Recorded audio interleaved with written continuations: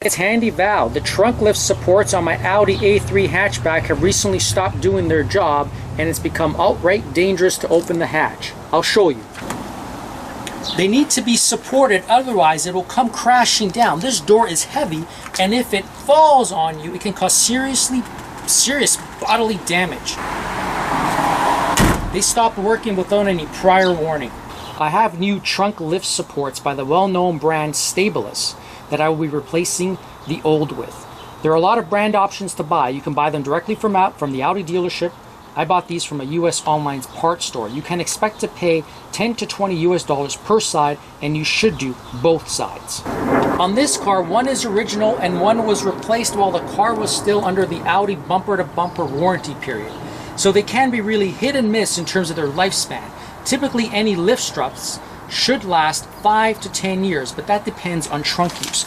As you can see, this one is awfully damaged, whereas this one seems to be in pretty good shape, but they're failing. The job doesn't require any special tools, only a screwdriver like this one is required. But you need a helper to keep the hatch open as you remove the old ones and replace them with new.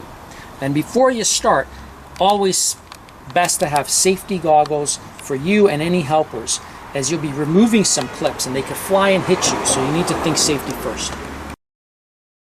Clip here that we're going to need to clip out, and there's another clip on this side. Okay, so let's get to this one first. We're going to do one at a time. It'll be small enough to kind of fit within that gap over there. Now you don't worry about scratching these ones, because these are going out, and you don't necessarily have to take the whole thing out, but if you can, it's always easier. Take this one out. Next up is this one here. It's got the same little thing. See the little hole over there? You're going to kind of go in there with the screwdriver. Just take it out, yank it out. Okay, and that's it. Both clips out, this one here and the one down here. All you need to do now is just kind of yank this out.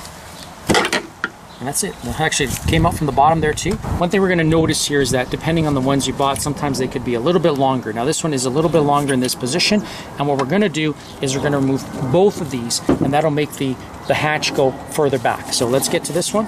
Same like what we did before, we're going to remove this. Okay.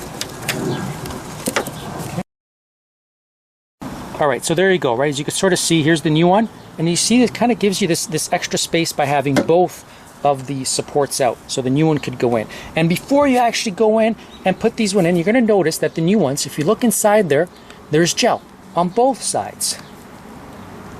Okay, and as an extra safety, what you can, not as extra safety, as extra sort of maintenance, you could try to clean this one off, but it's pretty clean, as you could tell here. And even this one down here, it's got a little bit of grease, but that's okay.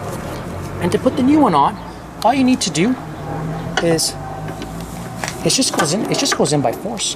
There you go, that one's in. And now if you come down here, and you're gonna sort of try to manage it with the hatch up and down. You're gonna sort of get it to a certain right spot.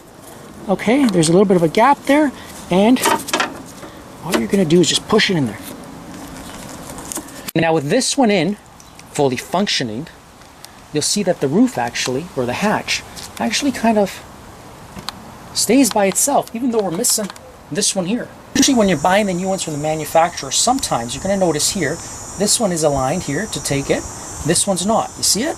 Don't be too fussed about it. All you got to do, with your hands, you could easily turn these and line them up. Okay, just like that. Okay, so let's do the same thing here. Let's have a look. In this case, let's do let's push this one in first. Okay, there you go. Just like that, you're gonna line it. There we go, just like that, it's in. This one down here, you just again try to line it up nicely. Okay, you're going to push it up. Maybe if you come from this angle over here, you can sort of see the ball. We've got it lined up, and now we're just going to push it in, and it's just like that. Let's try it out. Oh yeah, that works nicely. See how it works? Oh yeah, that's good. Let's give it another shot. Let's just see. Oh wow. Yeah, see how it opens? Alright, so here you go. I got the culprit here. One of them was clearly done. and I guess that would have been this rust, whatever was showing up there, but you can see that it's not holding any tension. Now, the second one that we took out was not bad. I mean, it's holding tension. I can't squeeze this, but it wasn't strong enough to support the bad one. If you could tell with the new ones, all I had was one good one could hold the whole thing up without a second one. So this was likely failing or not as good as it should be. And when buying these parts, always make sure you buy the part that is made for your car's year, model, and trim package. Your part supplier will know which part is an exact fit for your car. On the screen, you'll see one of my other Audi videos, but please check my Handy Val Audi playlist, as I have many Audi videos that you will find helpful too. Please like, share, comment, and subscribe. Thanks for watching Handy Val. Bye for now.